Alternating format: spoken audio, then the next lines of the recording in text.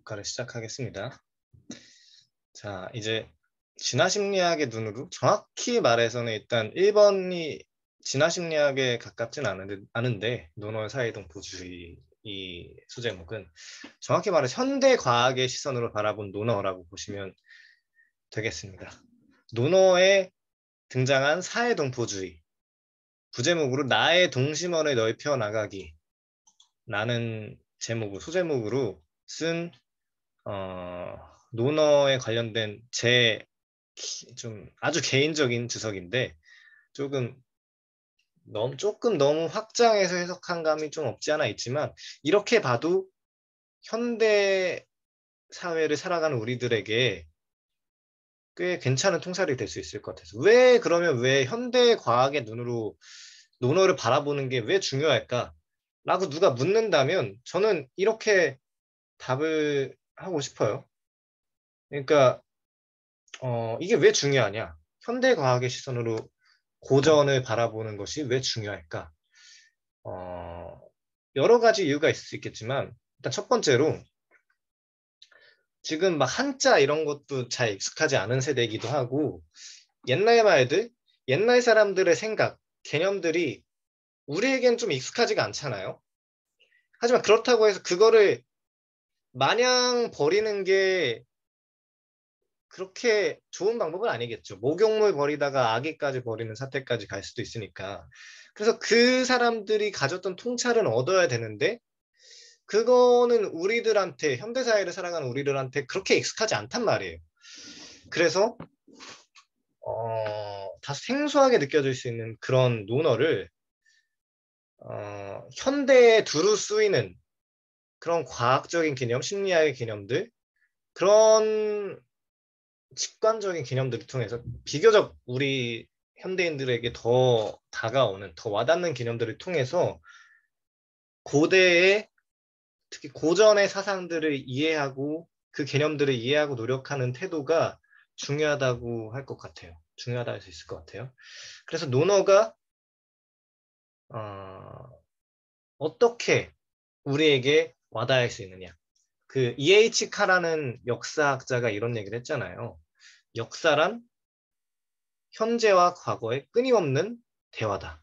이런 이야기를 한 것처럼 철학도 고대 철학이나 고전 사상 이런 것도 그때 그 사상만으로 머무르는 게 아니라 지금 현대인들과의 끊임없는 소통이 필요하다고 생각하거든요.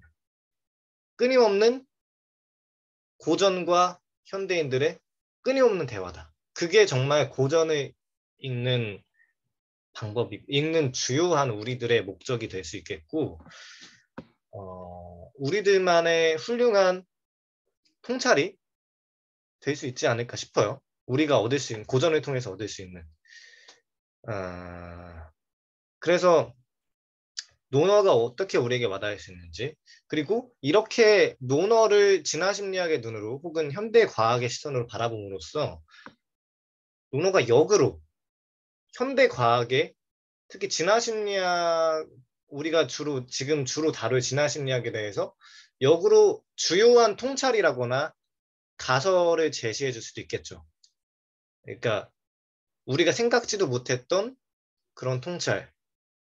진화심리학에서 여기 연구 주제라거나 가설 주제, 가설거리로서 좀 써먹을 만한 그런 통찰을 좀 주지 않을까 싶어서 우리가 지금 현대 심리학, 진화심리학의 눈으로 바라본 논어를 간단하게만 아마 좀 살펴볼 생각이에요. 이후에도 좀 기회가 된다면 논어를 현대 과학의 눈으로 바라보는 작업을 간간이라도 살펴볼 생각입니다. 물론 아전인수격으로 막 이렇게 해석하는 경우도 있을 수 있겠죠. 너무 현대인의 시선으로만 억지로 끼워 맞춰서 해석하는 경우가 있을 수 있지 않을까. 그런 우려도 있을 수 있겠지만 일단 최대한 그런 태도를 경계해야 되겠고 어, 설령 그런 게 생겨난다고 해도 좀 예쁘게 봐주시고 좀 창조적인 해석으로 좀 봐줄 수도 있지 않을까. 개인적으로 그런 변명을 하면서 잘 들어주시기를 바랍니다. 일단 아까 읽어주신 대로 한자의 도금은 이렇고 이렇게 아까처럼 읽을 수 있겠고 그렇게 어려운 한자들이 아니에요. 아시겠지만 그냥 쉽게 읽을 수 있는 한자죠. 그리고 뜻도 그렇게 어렵지 않아요. 사마우가 걱정하면서 말하였다. 사람들은 모두 형제가 있는데 나만 없구나. 자아가 말하였다. 나는 들으니 살고 죽는 것은 명에 달려 있고 어, 부하기는 하늘에 달려 있다고 하였다. 군자가 공경하고 잘못이 없으며 남과 더불어 공손하고 예가 있으면 사해의 안이 다 형제이니 군자가 어찌 형제가 없음에 걱정하겠는가. 자, 여기까지 이런 이야기를 했죠. 사해의 안이 다 형제다. 사해진의 개 형제야. 사해 안에 있는 모든 사람들이 모든 것들이 다 형제다. 만물이 다 형제다. 쉽게 말해서 이런 이야기죠. 일단 보겠습니다. 제가 썼던 글들을. 세계적으로 명망 높은 종교들은 그 이유와 방식이 어떻든지 모두 다 인류애를 중요시한 종교들입니다. 기독교는 뭐 내 이웃을 내 자신같이 사랑하라 이런 이야기를 했고 불교는 자타불이 혹은 동체 대비처럼 나와 타인의 경계가 사실 없다. 그런 뚜렷한 경계도 없고 내가 곧 타인이고 타인이 곧 나다. 이런 진리를 깨달아서 중생들을 구제하라. 이런 이야기를 했고 유교는 내 마음에 빌어서 남의 마음에 헤아려 보라. 이런 서의 정신, 충서, 축의금인이라고도 하죠. 그런 서의 정신을 강조하기도 했고 그 중에서도 우리가 지금 특히 다루어 볼 유교는 특유의 현세 중심적인 세계관으로 인해서 신에 대한 사랑, 뭐 찬양하고 할렐루야 이런 열망, 이런 초월적인 존재에 대한 열망을 하기보다 지금 당장 내 곁에 있는 이들에 대한 사랑, 즉 인의 정신을 강조했다고 볼 수 있겠습니다. 이와 관련해서 볼 만한 구절로 살신이 성인, 그러니까 살신성인이라고 하는 흔히 말하는 구절이죠. 이런 걸 대표적으로 떠올려 볼 수 있겠고 이건 곧 내 몸을 죽임으로써 인을 이루는 경지를 말을 해요. 그 자신의 자아가 거뜬히 내 몸의 차원에 넘어서게 된 거죠. 그러니까 내 자아가 몸의 차원에만 국한돼서 갇혀 있는 게 아니라 더 확장돼서 다른 이들에게까지도 내 몸처럼 마치 예수님께서 내 이웃을 내 자신같이 사랑하라 이렇게 말씀하신 것처럼 내 몸의 차원에 넘어서게 된 거죠. 순전히 육체적인 나의 차원에 넘어서게 된 거죠. 가히 성인의 경지라 할 수 있겠는데 논어에는 이렇게 나의 동심원을 넓혀 나가기를 강조한 구절들이 많이 보여요. 특히 나의 동심원을 넓혀 나가기라고 했는데 이런 제목을 이런 표현을 제가 어디서 따왔냐면 그 피터 싱어라고 하는 서양의 윤리학자가 쓴 책이 있어요. 국내에는 사회생물학과 윤리라는 책으로 번역 출판된 책인데 원 제목은 The Expanding Circle, Ethics, Evolution and Moral Progress라고 하는 그런 제목이에요. 그러니까 원을 확장해 나가기라는 거죠. 그러니까 나라는 틀에서 원을 확장해 나가는 거예요. 그게 어떤 거냐면 그림이 있는데 그림을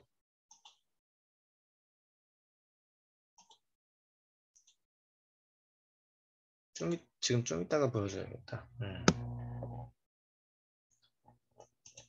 아무튼 expanding circle 나라는 경계선을 확장해 나가기.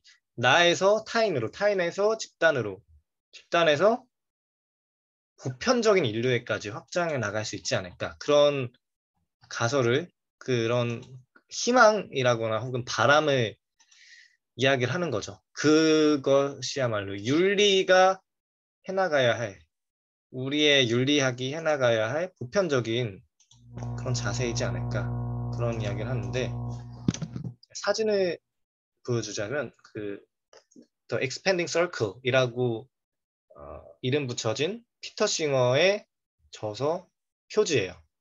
나의 영역을 계속 확장해 나가는 거죠. 혹은 집단의 영역을 계속 확장해 나가는 거죠. 계속 넘어서 나가다 보면 이제 동물까지도 사랑해 나갈 수 있는 나의 동심원을 넓혀 나가는 그런 자세까지 나아갈 수 있다고 볼 수 있는 거죠. 네, 이야기해 주시면 되겠습니다. 저 집에 노노책 있어요. 네? 노노책 집에 공자님이 쓰신 노노책 있어요. 아, 네. 지금 보이시죠, 이거? 네. 예. 일단 얘기해 보도록 일단 할게요. 근데 나중에 얘기해 주셔도 되고 그거는 저는 여기에 관련된 이야기인 줄 알아가지고 일단 ethics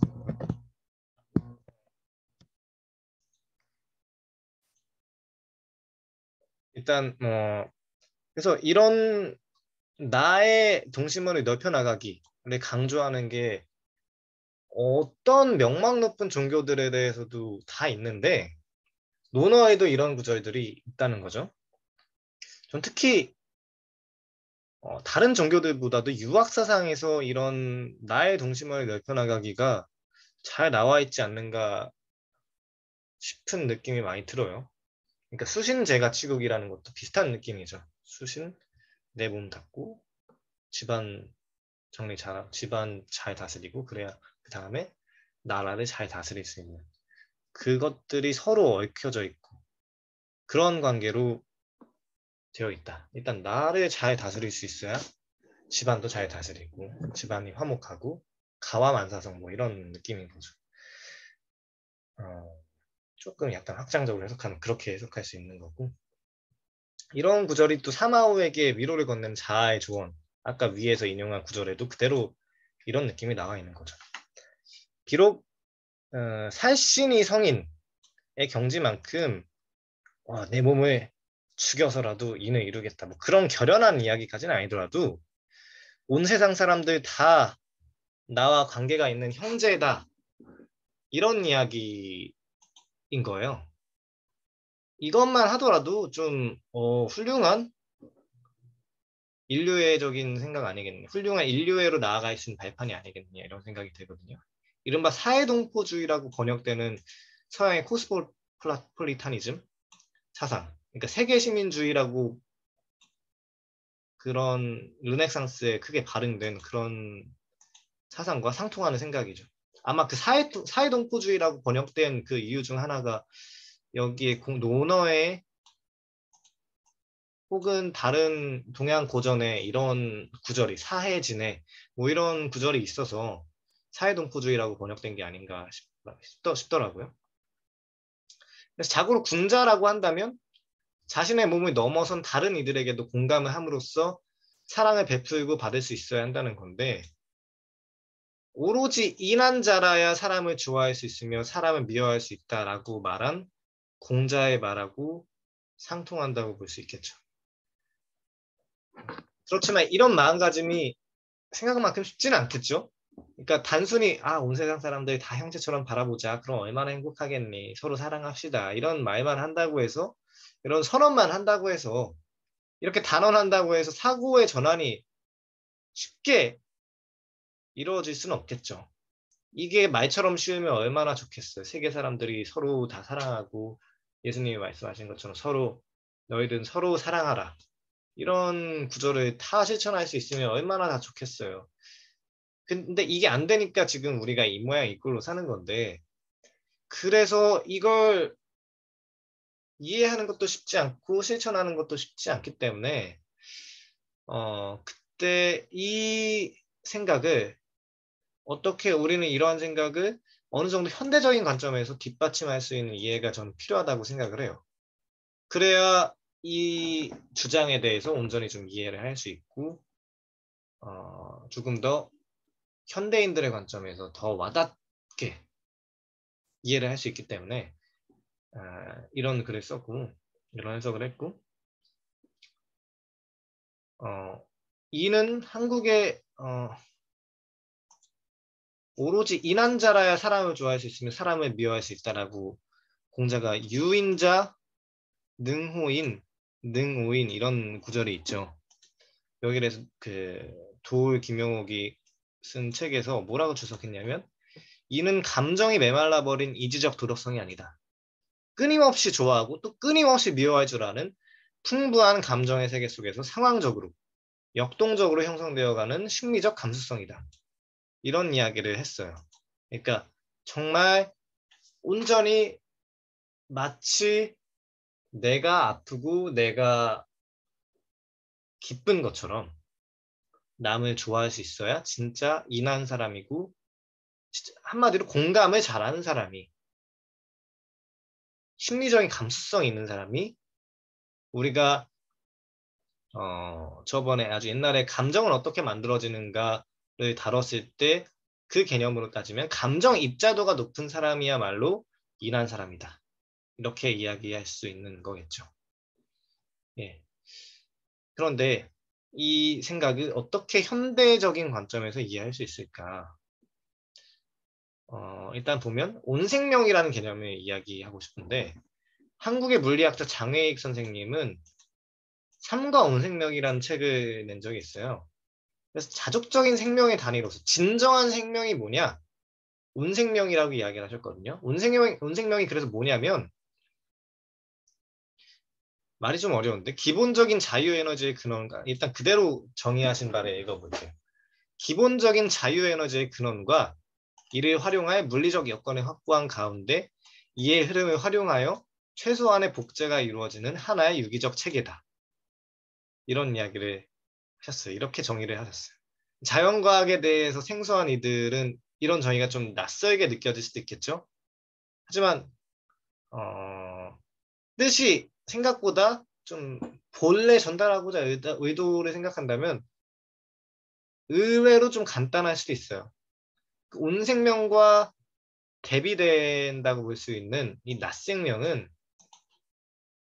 살아있는 유기체들 예컨대 우리가 흔히 그냥 생명이라고 부르는 인간의 몸, 장미꽃, 강아지, 뭐 바퀴벌레 이런 흔히 생명체라고 불리는 것들은 낮생명이라고 말씀을 하셨는데 표현하셨는데 결코 외따로 존재할 수가 없죠. 그러니까 그래서 자족적인 생명의 단위가 될 수는 없어요. 그래서 아무것도 없는 진공성에다가 놓아두면 생명이라고 부를 만한 그 어떤 활동도 실현할 수가 없기 때문에 그러니까 제가 그냥 진공 속에 들어가면 혼자 살 수 없죠, 당연히. 장미꽃도 진공 속에 두면 혼자 살 수 없겠죠. 강아지도, 바퀴벌레도 진공 속에 나서 외따로 나서 살 수 있는 생명이란 거 아무것도 없어요. 진짜 아무것도 없기 때문에 다 관계망으로 이어져 있는 거예요. 생태계 속에서. 그렇다면 무엇까지 구비되어 있어야 이제는 더 이상 외부에서 결정적인 도움을 받지 않고도 생명 현상이 이루어지고 또 유지될까? 이런 질문을 하셨죠.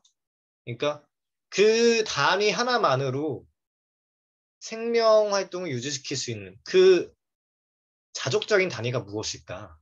그런 생각을 해보신 거예요. 그래서 궁극적으로는 태양으로부터 흘러나오는 자유에너지와 그 태양 빛에 자유에너지라는 개념이 있어요. 자유에너지. 엔트로피의 반대 개념이라고 보셔도 편해요. 아주 거칠게 보면. 태양으로부터 흘러오는 자유에너지와 그 흐름을 광합성으로 활용하여 생존하고 자체 복제를 할 수 있는 녹색 식물과 배경 질서를 포함해 유기적 체계 전체가 필요하죠. 그러니까 아주 기초적인 생명체라고 해봅시다. 그러니까 식물 같은. 우리는 아주 육식동물이라고 해도 초식동물을 잡아먹고 초식동물이라고 해도 식물을 잡아먹는 동물이잖아요. 근데 식물은 진짜 혼자서 자라날 수 있어야 돼요. 근데 진짜로 혼자서 자라나는 거 아니고 태양으로부터 오는 에너지로 인해서 광합성을 할 수 있는 거겠죠. 이게 없으면 녹색 식물 못 자라나요. 녹색 식물이 생존도 못하고 번식도 못하죠. 자체 복제를 할 수도 없죠. 씨앗도 못 뿌리고.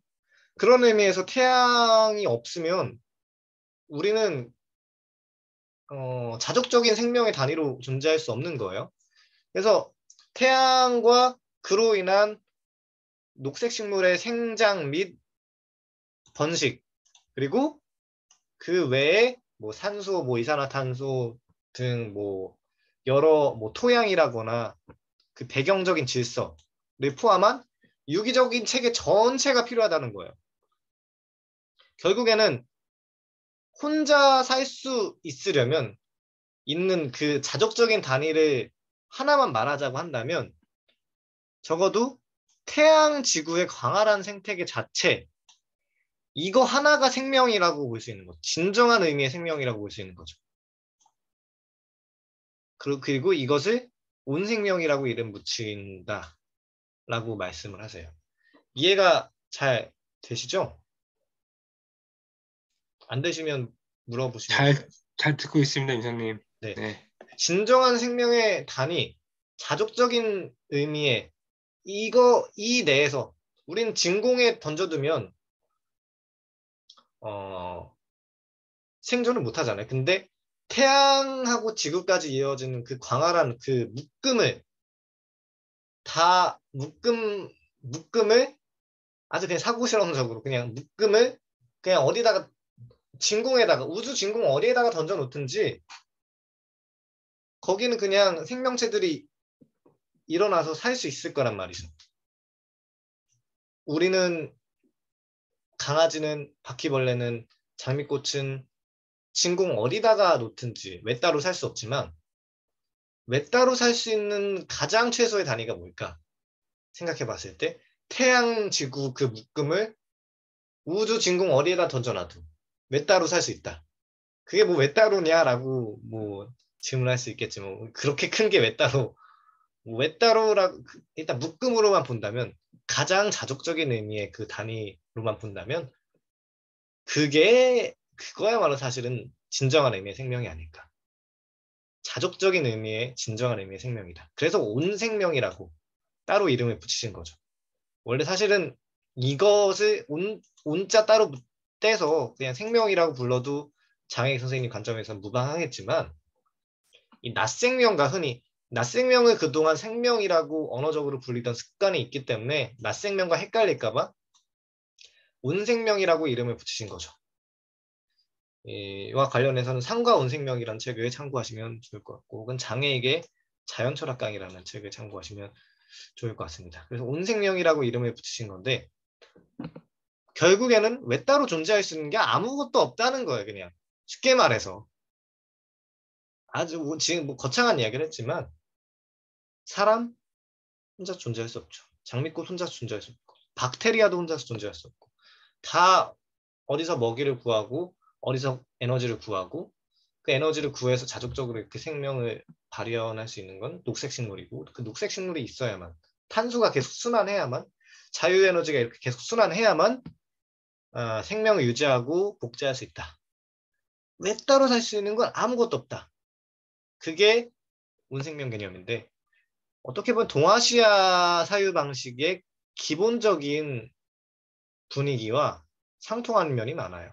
특히 유학이나 뭐 불교 이런 것과 상통하는 면이 많은데 저는 불교보다 오히려 좀 유교에서 좀 상통하는 면이 많다고 생각을 하거든요. 왜냐하면 이제부터 그 이유에 대해서 말씀을 드릴 건데 이토록 광활한 전체로서의 온 생명을 내 몸으로 여길 수 있는 삶, 그러니까 이 온 생명, 거대한 태양 지구의 광활한 생태계 자체인 온 생명을 나의 확장, 아까 말씀드렸죠.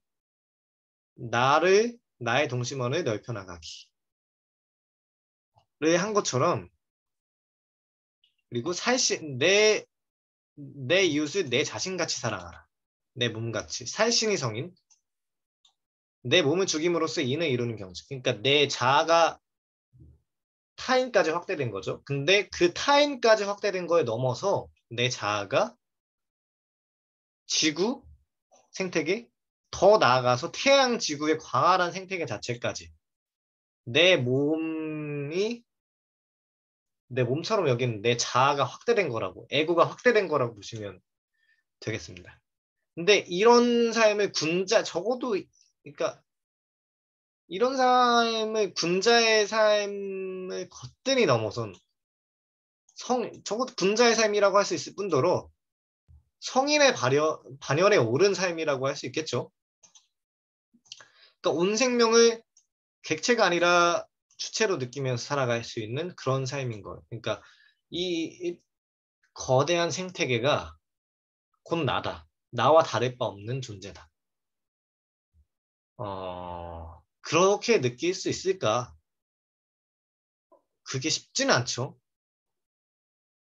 그러니까 나는 그냥 내 몸 아니야? 내 몸 그 자체 아니야? 이렇게 생각할 수도 있겠죠. 나는 그냥 몸 자체잖아. 이렇게 생각할 수도 있겠지만 그렇지 않아요. 게다가 조금만 생각해 보더라도 나라고 한 주체로서의 인식이 그 자신의 신경계가 이루는 개별적인 신체에만 국한되지 않는다. 라는 사실을 깨달을 수 있죠. 그러니까 내 신경계가 곧 나야? 그렇지 않아요. 생물학적인 관점을 살펴봅시다. 나를 구성하는 세포들의 구성 상태를 살펴볼게요. 현대 미생물학의 관점에서 볼 때 우리 몸엔 대략 100조 개의 세포가 있는데 그중 90%는 인간 세포가 아니에요. 아주 놀랍게도. 그럼 뭐예요? 우린 인체 세포들보다 압도적으로 수적 우위를 차지하는 장내 미생물들과 함께 살고 있는 거죠. 놀랍죠. 정말 우리 인체 세포보다 나라고 생각되는 소위 나만의 세포들, 내 유전자를 가진 세포들은 굉장히 소수라는 거예요. 사실 나를 이루는 것 중에서 90%가 장내 미생물, 타자라는 거죠. 어떻게 보면 타인이에요. 이게 없으면 정상적인 생활을 영위할 수 없을 정도로 우리 수많은 장내 미생물에 의존하며 살고 있거든요. 게다가 장내 미생물이 미치는 영향이 진짜 많아요. 장내 미생물 상태가 안 좋으면 우울한 상태로 갈 수 있고 불안한 상태로 갈 수 있고 심리적인 정신의학적인 영향력도 어마어마하고요. 당연히 소화에는 필수적일 뿐더러 여러모로 우리가 여기에 큰 의존을 하고 있어요. 이러한 타자를 수적으로도 압도적이고 우리 인체 세포보다 그러니까 마치 따지면 우리나라 대한민국인데 유럽 사람들이 훨씬 더 많은 꼴인 거예요. 한국인보다. 한국인은 10%고 유럽인들이 90%라는 꼴이라니까요. 유럽인들한테 노동력을 의존하고 뭐 그런 꼴인데 점점 실제로 많아질 거예요. 그게 유럽인들이라기보다 동남아시아에서 이주해온 이주 노동자들이 많아질 텐데 우리 그거 어떻게 단순히 타자라고 볼 것이냐.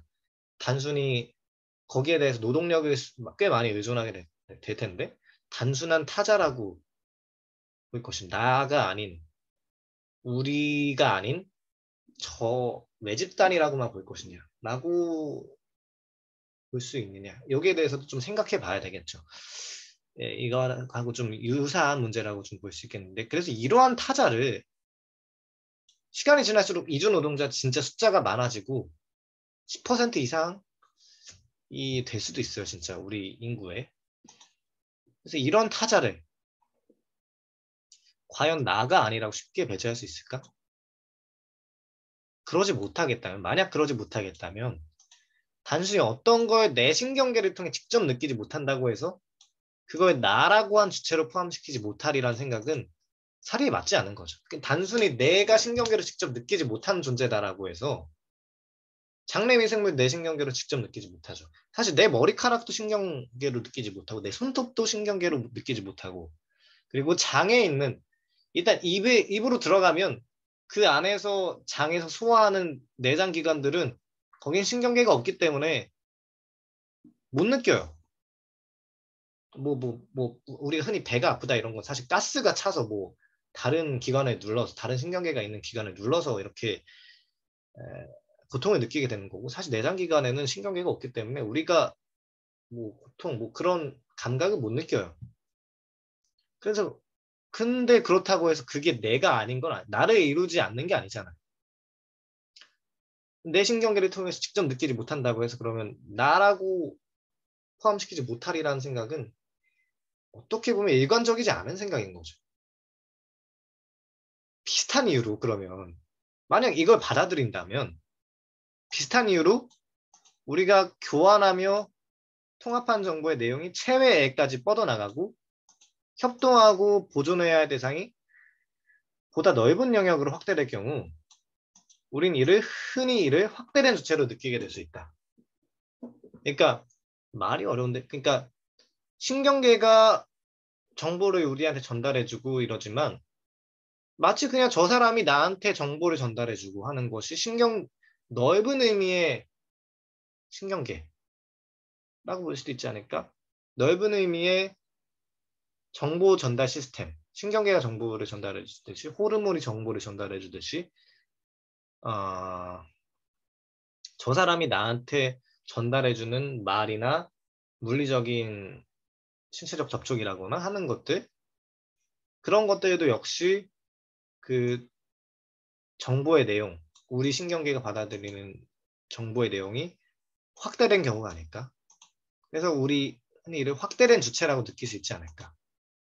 나를 확대된 주체라고 한다면 나의 동심원이 넓혀 나가게 된 거죠. 그렇지 않겠어요? 이렇게 생각해 볼 수도 있지 않겠어요? 아까 말씀드렸던 것처럼 The expanding circle.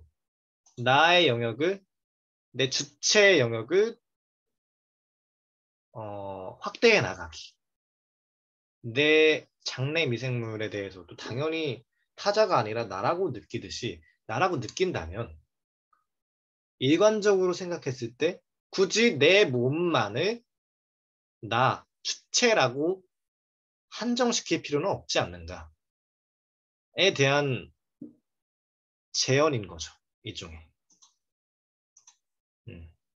이 정도 이렇게 쭉쭉 점점 확장해 나가서 우리는 내 집단만 사랑하고 외 집단은 배척해 나가는 그런 것들 서서히 그 간격을 좁힐 수 있지 않을까. 그리고 점점 나아간다면 동물까지도 우리가 사랑할 수 있지 않을까. 우리가 인간을 사랑하듯이. 그리고 동물의 고통까지도 이해하고 슬퍼하는 그런 존재가 되어야 되지 않을까. 그런 이야기를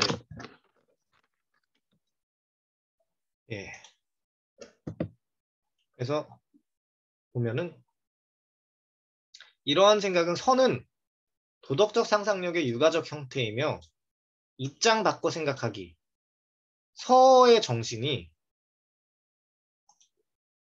서라는 아까 정신을 이야기했죠. 서 우리 용서할 때도 이 서 한자를 씁니다.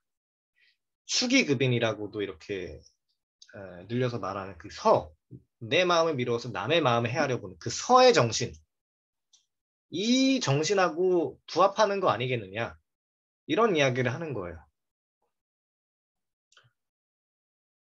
입장 바꿔 생각하기라고 해석할 수도 있는 거죠. 이 서의 정신이 이렇게 서의 정신을 해석한 유학 연구자 이항준 선생님의 관점하고도 연결되거든요. 그 서인간의 징검다리라는 책이 있어요. 2020년 작년에 낸 책이거든요.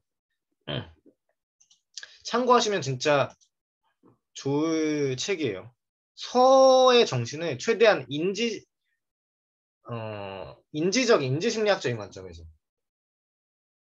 어떻게 체험주의적인 관점에서 어떻게 최대한 파악하려고 한 그런 책인데 맞아. 입장 바꿔 생각해봐. 넌 웃을 수 있겠니?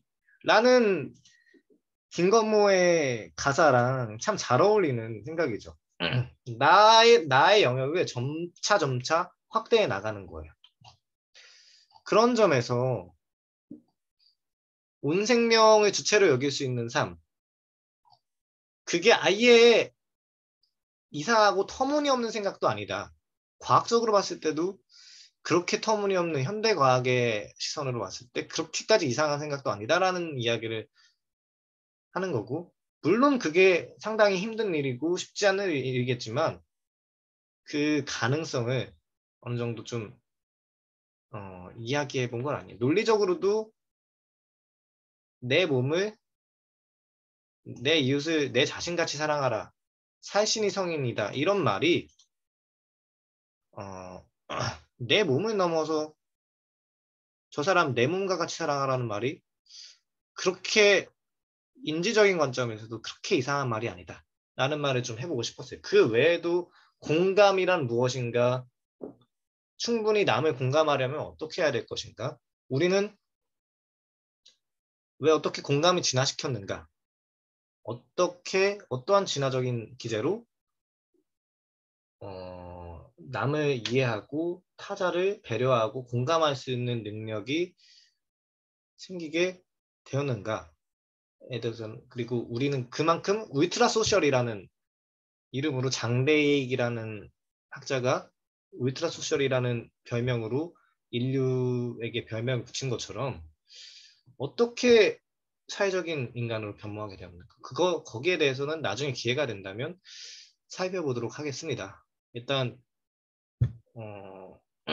이 1번 논어의 사회동포주의에서는 여기까지만 이야기를 해보도록 하겠고요.